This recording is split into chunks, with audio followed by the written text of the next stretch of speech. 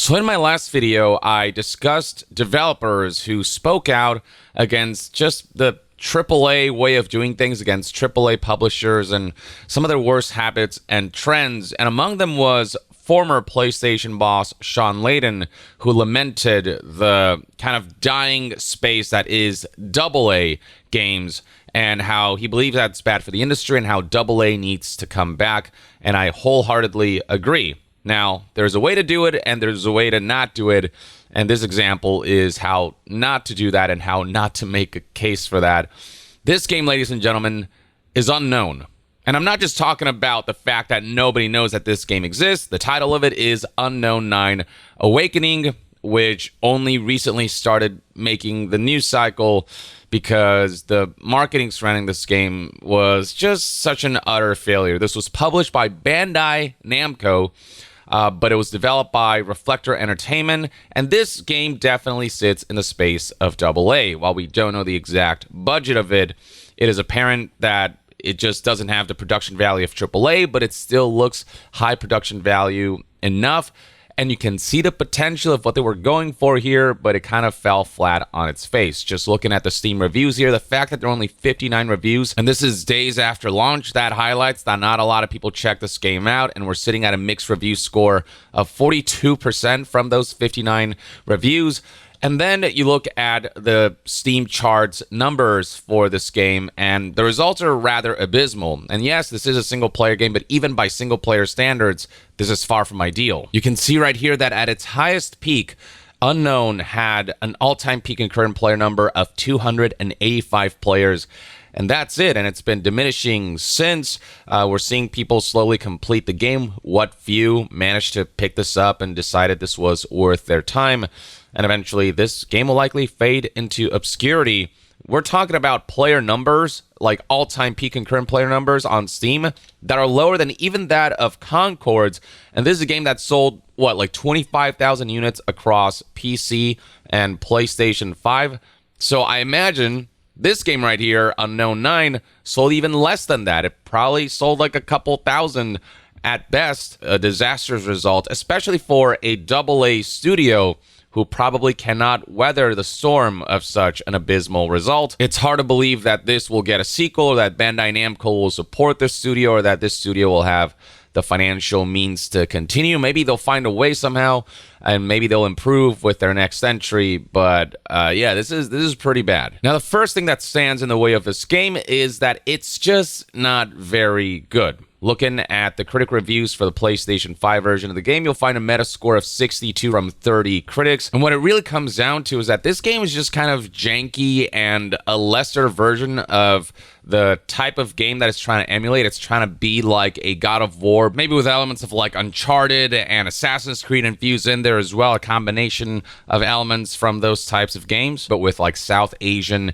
Indian influence, Indian mythology, stuff like that, which is a really cool concept. We've seen mythologies for so many different cultures, and it'd be cool to see like a high production, or at the very least like a high quality adventure game set in South Asian mythology. But this game just ain't it. It's janky and just kind of finagly in its combat. It's got a lot of bugs and issues, and the stealth segments in this game are just not all that fun because the AI is so dumb. The puzzles are overly simplistic, and just it's designed in such a way where it highlights that there's much more to go for this studio to master this type of genre of games. And you can see that even in its marketing, the overview trailer of this game, you can already kind of tell that it is kind of janky and a little off-putting in its presentation. Like, it's got some cool ideas. She can engage in physical combat, particularly the powers or use her Umbra talents to fill up involving this realm called the Fold, and how that allows this main character to channel certain powers. It's basically like the Force. Again, cool ideas, but execution, even just looking at the combat here, you can see how the moment-to-moment combat is just a little bit not quite right. And the AI back here just kind of standing around doing nothing, even in the marketing material where you have control, or they had control over how the game is presented. You can kind of already tell can also approach encounters that this game just lacked a certain level of polish, a certain level of refinement. Out her enemies, isolate them, and take them down silently. Her shroud ability is especially useful. But there are elements of the visuals and presentation that make this game look kind of appealing. One of the most impressive skills in Haruna's arsenal, and this is one element that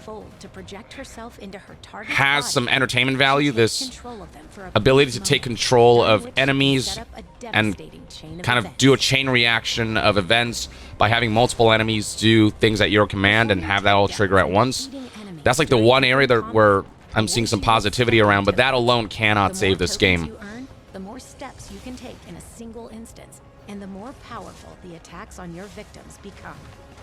So yeah, ambitious ideas, but ultimately the general consensus is that the execution is just lacking. There's been tons of advancements that have been made in the area of third-person action-adventure games. You can replenish these energy reserves by engaging in physical combat. And Unknown just doesn't quite get there. Oh yeah, the skill trees and all that, even that aspect has been criticized. Where certain skill trees feel like traps, almost like the stealth skill tree, for example. It feels like the game forces you into combat more and more as the game goes along, so the stealth skill tree is almost like useless at some point, and you know, so there's all kinds of criticisms to be levied against this game. So the game not being all that great already sets it back, but then there's the failing in marketing. They tried to kind of bring attention to this game with a bit of star power. They got Anya Charlatra to be the main character for this game. If she looks familiar, that's because she plays Yennefer in the Netflix Witcher series. So she's definitely an actor of some renown, and they definitely marketed the hell out of her specifically being in this game, likely hoping to draw in some of the Witcher crowds and the like. And they went all out with this actor. They had her don a performance capture suit, and yeah, they fully performance capture this, hoping that they could deliver a compelling and impactful story. But the story is one area where there is a lot of mixed reception. And while her performance as the main character is one of the aspects of this game that's getting positive reception, we are ultimately talking about a brand new IP for a video game that star power alone cannot carry. A brand new IP is always a risky proposition, but you have to present the game in such a way that it just looks appealing to play. And this game just never ultimately accomplished that. Even in its marketing, you could tell that this is one of those, like, I should wait and see before the reviews come out. And then the reviews did come out. The results were what they were, very middling reception. That's for the few who knew that this game existed. For those who didn't know that this game existed until launch day and until we started seeing reports of this title and its utter flop, like myself and many others, yeah, we just didn't even know this was a thing. I think they showed it once long ago during like an Xbox stream event, and Bandai Namco's been uploading some trailers and stuff. But beyond that, not a lot of effort was done to really spread awareness surrounding this game to the masses by putting it in just as much stuff, as many events as possible. And so ultimately, it just flew by everyone's radar. And then there's the fact that this is the perfect example of counting your chickens before the eggs hatch, just believing that this game will be such a massive success from the outset, or successful enough that you already have plans for like an expanded universe. If you go to the official website of Unknown 9, you'll find a page highlighting this expanded universe plan and roadmap that shows all of these different mediums where they were planning to release content surrounding Unknown 9 on. So we got the Unknown 9 Awakening video game, then the Unknown 9 Torment comic book, then the Unknown 9 Out of Sight scripted podcast, the Unknown 9 Genesis novel trilogy, and even a full-ass web series. They had all of this hashed out, or they were pursuing these ambitions before they even knew whether the video game itself was going to be successful. They just had this notion that this was going to pop off. And now that it hasn't, I imagine that all of these plans will be canceled. I mean, when the first big piece of media you release for a brand new IP does so bad that it does less than half the numbers on Steam that Concord did, you know that there's just, the money isn't there for this franchise. The money isn't there for companies to invest in the expansion of this universe across all these different mediums. You know that this brand, this IP, this franchise is just dead on arrival. Bandai Namco seemed optimistic enough to give this whole venture a chance, but with their failure of marketing and with developers' inability to be able to fully realize the potential that the ambition surrounding Unknown 9 Awakening had, ultimately we're looking at a product that's just not desirable for video game consumers. It's $50 on Steam, and for that price point you can get games of significantly higher quality, of significant higher replay value, you name it. And this is all really a damn shame to see. I want AA titles to succeed, but fundamentally, they still have to be worth customers' money. Ultimately, this is not a charity. The bottom line of this AA game, as much as I want to see more AA studios or AA developers succeed, is that this game just wasn't good enough. Hopefully, this won't deter AA developers from pursuing AA projects. It's just there has to be a fundamental understanding that the product ultimately still has to live up to certain quality standards that has been established by many other developers, whether in the AAA space, in the indie space, or in what few AA projects we do get to see. Unknown 9 Awakening was lacking in just about every department, and this is exactly how you do not launch a video game, period.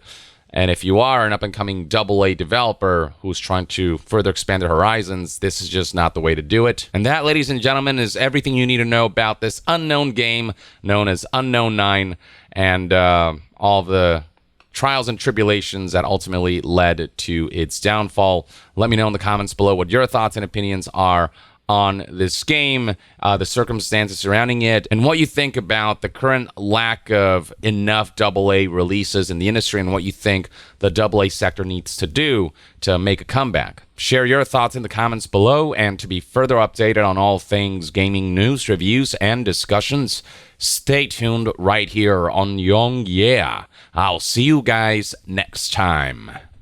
Young out.